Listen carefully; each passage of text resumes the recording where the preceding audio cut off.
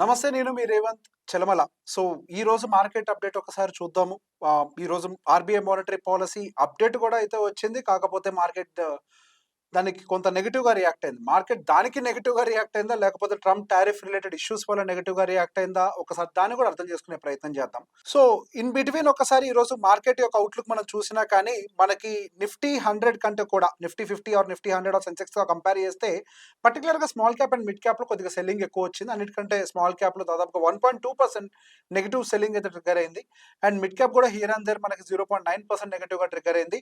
And almost Nifty 0.3% మనకి నెగెటివ్‌గా trigger అయింది. ఈ రోజు one of the highest beaten segment అని అంటే మనకి ఫార్మాసిటికల్ సెగ్మెంట్ దాదాపుగా 2% బీటెన్ అయింది. దానికి కూడా ఒక న్యూస్ ఉంది.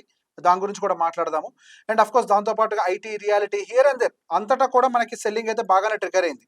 సో ఒక్కసారి ఈ రోజు మనకి ఎక్కువ పాయింట్స్ ఎవరు తీసేశారనేది చూసినా కానీ ఈ రోజు మనకి యాక్చువల్‌గా Infosys, Sun Pharma, TCS, L T so బేసిక్‌గా టాప్ ఏవైతే ఉన్నాయో మనకి ఎక్కువగా అవి ఐటీ నుంచి ఫార్మాసిటికల్ నుంచి ఎక్కువగా కనపడుతూ ఉంటాయి.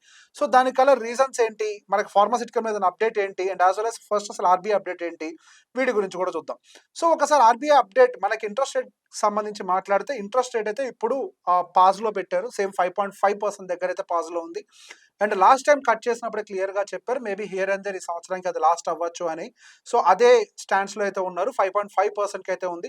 అండ్ దాంతో పాటుగా ఎకనామిక్ స్టాండ్స్ న్యూట్రల్ గానే మెయింటైన్ చేస్తున్నారు. సో పోయినసారి జరిగినటువంటి ఆర్‌బీఐ మానిటరీ పాలిసీ మీటింగ్‌లోనే ఎకనామిక్ స్టాండ్స్‌ని న్యూట్రల్‌గా తీసుకొనొచ్చి అయితే అప్పుడే డిక్లేర్ చేసేసారు. అండ్ దాంతో పాటుగా సిపిఐ ఇన్‌ఫ్లేషన్ ఫోర్‌కాస్ట్‌ని కూడా తగ్గించారు. గతంలో అది 3.7%గా ఉండేది. అది 3.1%గా వచ్చింది.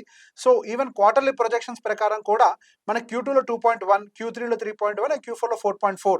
సో పర్టికులర్‌గా మనకి హియర్ అండ్ దేర్ ఒక 3.1 అనేది ఒక ఇన్‌ఫ్లేషన్ ఉండొచ్చు అని చెప్పేసి ఒక ఎస్టిమేషన్ తీసుకొచ్చారు. కాకపోతే కోర్ ఇన్‌ఫ్లేషన్ మాత్రం మనకి 4% దగ్గరే ఉంటుంది. ఈ ఇన్‌ఫ్లేషన్ పట్టిక కూల్ ఆఫ్ అవ్వడానికి గల కారణం మనకి ఫుడ్ రిలేటెడ్ ఇన్‌ఫ్లేషన్ బాగా ఎక్కువగా కూల్ ఆఫ్ అవ్వటము. సో దీన్ని కొద్ది వరకు అబ్జర్వ్ చేస్తూ ఉంటారు. బట్ స్టిల్ కోర్ ఇన్‌ఫ్లేషన్ 4% ఉన్నా కానీ అది here and there RBI comfort జోన్‌లోనే ఉంటుంది కాబట్టి పెద్దగా సీరియస్‌గా ఏం పట్టించుకోకపోవచ్చు. 2-4% మన ఆర్‌బీఐ కంఫర్ట్ జోన్‌గా పిలుచుకుంటూ ఉంటాము. సో మనకి హియర్ అండ్ దేర్ పెద్ద ప్రాబ్లమ్ ఏమి అనిపించట్లేదు. బట్ ఇక్కడ మనకు ఓవరాల్‌గా మార్కెట్‌లో చూసినా గానీ పెద్ద ఎత్తున నెగెటివ్ యాస్పెక్ట్స్ అయితే ఏం లేవు.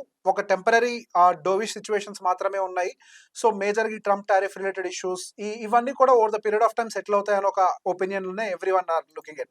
సో ఇప్పుడు మనం ఒకసారి ఫార్మాస్యూటికల్‌కి సంబంధించి మనం గమనిస్తే ఫార్మాస్యూటికల్ విషయంలోనే కొంతవరకు పానిక్ అయితే కనపడుతుంది. దాదాపుగా ఈరోజు 2% మనకి ఫార్మా కింద పడటానికి గల కారణం Trump tariff related issues. So స్లోగా నేను ఫార్మాస్యూటికల్ మీద టారిఫ్‌ని పెంచుతాను. దాంతో పాటుగా నేను ఆ టారిఫ్‌ని ఒక 1.5 ఇయర్ తర్వాత 100, 150, 100, 200 అంత పర్సెంటేజ్ కూడా పెంచుతాను అని చెప్పడంతోటి ఓవరాల్ ఫార్మాస్యూటికల్ ప్యాక్‌లోనే ఈరోజు బాగా సెల్లింగ్ అయితే కనిపించింది. అండ్ దాంతో పాటుగా ఈ టారిఫ్ రిలేటెడ్ అన్‌సర్టెనిటీ ఇంకొంచెం ఎక్కువగా ఉండటంతోటి ఇంకో వైపుగా మనకి ఐటీలో కూడా సెల్లింగ్ అనేది బాగా ఎక్కువగానే కనిపించింది. ఆల్మోస్ట్ ఐటీ అయితే హియర్ అండ్ దేర్ మనకి ఎంత 34% మనకి ఇంకా ఆల్ టైమ్ హై నుంచి దూరంలో ఉంది. సో 34% వరకు కూడా మనకు ఆల్ టైమ్ హై నుంచి బాగా దూరంలో ఉంది. సో గోయింగ్ ఫర్దర్ ఈ టారిఫ్ రిలేటెడ్ టెన్షన్స్ కొద్దిగా కూల్ ఆఫ్ అయిన తర్వాతనే మనకు అప్ సైడ్ మూవ్ వచ్చే అవకాశాలు ఉంటాయేమో ఐటీలో. That's okay. బట్ స్టిల్ ఒక్కసారి మనం మన మార్కెట్స్‌కి సంబంధించి టెక్నికల్‌గా కూడా చూద్దాము. మనకి సపోర్ట్స్ అండ్ రెసిస్టెన్స్‌లు ఎక్కడుంటాయి అనేది. యాస్ ఆఫ్ నౌ మనం నిన్న మాట్లాడుకుంటున్నట్టుగానే 24,490 అరౌండ్ అంటే 24,500 అండ్ బిలో క్లోజ్ కానంత వరకు మనం పెద్దగా సీరియస్‌గా తీసుకున్నటువంటి కండిషన్ ఏం కాదు. అదొక్కసారి బ్రేక్ అయిందంటే మాత్రం మనకి 1 వీక్ టైమ్ ఫ్రేమ్‌లో మేబీ ఒక ట్రెండ్ ఏదైతే ఫాలో అవుతుందో ఆ ట్రెండ్‌ని రెస్పెక్ట్ తీసుకునే అవకాశం ఉంది. అది హియర్ అండ్ దేర్ 24,200 అంటే హియర్ అండ్ దేర్ వెంట వెంటనే సపోర్ట్స్ అయితే ఉన్నాయి. కాకపోతే మనకి ఇప్పుడు ఏదైతే ఈ ఫార్మేషన్ జరుగుతుంది ఇది ఏమైనా డౌన్ సైడ్ కూడా బ్రేక్ చేస్తుందని ఒక యాంటిసిపేషన్ కూడా కనపడుతుంది. But let's not conclude. అది బ్రేక్ చేసినంత మాత్రాన మార్కెట్ ఏం పడిపోతుందని అనుకోవట్లేదు. Consolidation might continue going further. And దాంతో పాటుగా మరికొన్ని అప్డేట్స్ మనకి సెబీ సైడ్ నుంచి కూడా కనపడుతున్నాయి. సెబీ ఏం చెప్తుంది? పర్టిక్యులర్‌గా ఏవైతే ఎక్స్‌పైరీస్ జరుగుతున్నాయో ఎఫ్&ఓ ట్రేడింగ్‌కి సంబంధించి ఏవైతే ఎక్స్‌పైరీస్ జరుగుతున్నాయో వీక్లీ ఎక్స్‌పైరీస్‌ని వాటిని మంత్లీ కాంట్రాక్ట్స్‌కో 15 డేస్ కాంట్రాక్ట్స్‌కో మార్చాలి అని చెప్పేసి రకరకాల ప్రపోజల్స్ తోటి ముందరకొస్తుంది. దానికి గల కారణం ఎక్కువ మంది రీటైల్ ట్రేడర్స్ ఈ ట్రేడింగ్‌లో డబ్బులు పెట్టి పోగొట్టుకుంటున్నారు ఒక కన్సర్న్ తోటి. సో ఇన్‌ఫాక్ట్ దాంతో పాటుగా వాళ్ళు ఈ క్యాష్ మార్కెట్‌లో ఏవైతే ట్రాన్సాక్షన్స్ జరుగుతాయో అంటే స్టాక్స్ కొనటము, అమ్మటము వాటిల మీద కొద్దిగా ఎస్టీడీ కూడా తగ్గించండి అని చెప్పి ఫైనాన్స్ మినిస్ట్రీని కూడా అప్రోచ్ అయినట్టుగా తెలిసింది. సో బేసిక్‌గా ఫైనాన్స్ మినిస్ట్రీ ఎస్టీడీని గనక ఇట్లాంటి వాటిల మీద తగ్గించగలిగితే డెఫినిట్‌గా మనకి క్యాష్ ట్రాన్సాక్షన్స్ అంటే క్యాష్ కాంపోనెంట్ మీదకి అంటే స్టాక్స్ వీటి మీదకి స్టాక్ బయింగ్ వీటి మీద కొంతవరకు ఇంట్రెస్ట్ కూడా చూపించే అవకాశం ఉంటుంది. అండ్ దాంతో పాటుగా వీ డోంట్ ఈవెన్ నో మనకు అవసరమైతే ఇంకా ఆప్షన్ ట్రేడింగ్ వైపుగా ఎస్టీటీసీని మరింతగా పెంచి ప్రెషర్ని కూడా బిల్డ్ చేసే అవకాశాలు కూడా అయితే యాజ్ ఆఫ్ నో కనబడుతున్నాయి. That we don't know. But end of the day government is trying very hard to control F&O trading. ఈ పబ్లిక్ ఎవరైతే బాగా డబ్బులు లూజ్ అవుతున్నారో, రీటైల్ ట్రేడర్స్ ఎవరైతే డబ్బులు లూజ్ అవుతున్నారో వాళ్ళని కొంతవరకు కంట్రోల్ చేయాలి. ఈ డబ్బులు పోవటం అనేది ఒక డ్రమాటిక్ ఇష్యూ. అంటే దాదాపు మనం చూసినప్పుడు కూడా 1,00,000 కోట్ల రూపాయల డబ్బులు వైపౌట్ అయిపోయినాయి రిటైలర్స్ దగ్గర నుంచి. ఈ సిచ్యువేషన్ కంట్రోల్ చేయాలని ఒక ఇంటెన్షన్ క్లియర్గా సెబీ దగ్గర నుంచి కనపడుతుంది.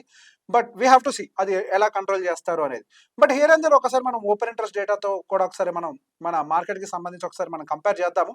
సో ఓపెన్ ఇంట్రెస్ట్ డేటా మనం గమనించినట్లయితే 25,000 దగ్గర స్ట్రాంగ్ రెసిస్టెన్స్ బిల్డ్ అవుతూ 24,000 దగ్గర స్ట్రాంగ్ సపోర్ట్స్ కూడా ఇక్కడ బిల్డ్ అవుతున్నాయి. సో ఇందాక మనం అనుకుంటున్నట్టుగానే అప్ సైడ్ కంటే కూడా డౌన్ సైడ్ ఒకవేళ ఫాల్ వచ్చినా కానీ ఇక్కడ మీరు చూసినా కానీ అప్ సైడ్ అయితే కొద్దిగా ఎఫెక్టివ్ గానే రైటర్స్ కూడా ఉన్నారు, call writers. So it is indicating upside వెళ్తే మేము సెల్ ఆఫ్ చేస్తాము అని చెప్పేసి. So going further upside వెళ్ళినప్పటికీ కూడా సెల్ ఆఫ్ వస్తుంది. బట్ స్ట్రాంగ్ సపోర్ట్ అయితే మనకు 24,000 నుంచి 24,200 వరకు మధ్యలో ఎక్కడైనా రావచ్చు అన్న ఇండికేషన్ మనకు ఓపెన్ ఇంట్రెస్ట్ డేటా ప్రకారం కూడా అవుతుంది. అండ్ దాంతోపాటుగా ఒకసారి మనం ఎఫ్ఐఎస్ అండ్ డిఐఎస్ యొక్క యాక్టివిటీ గమనించిన ఎఫ్ఐఎస్ అయితే ఇంకా స్ట్రాంగ్ బేరీ స్టాన్స్ లోనే మెయింటైన్ చేస్తున్నారు. సో ఎఫ్ఐఎస్ యొక్క స్టాన్స్ అయితే మారలేదు. బట్ ప్రాప్ ట్రేడర్స్ యొక్క స్టాన్స్ మారుతున్నాయి, స్లైట్ గా మైల్డ్ బుల్లిష్ లోకి అయితే మూవ్ అవుతున్నారు.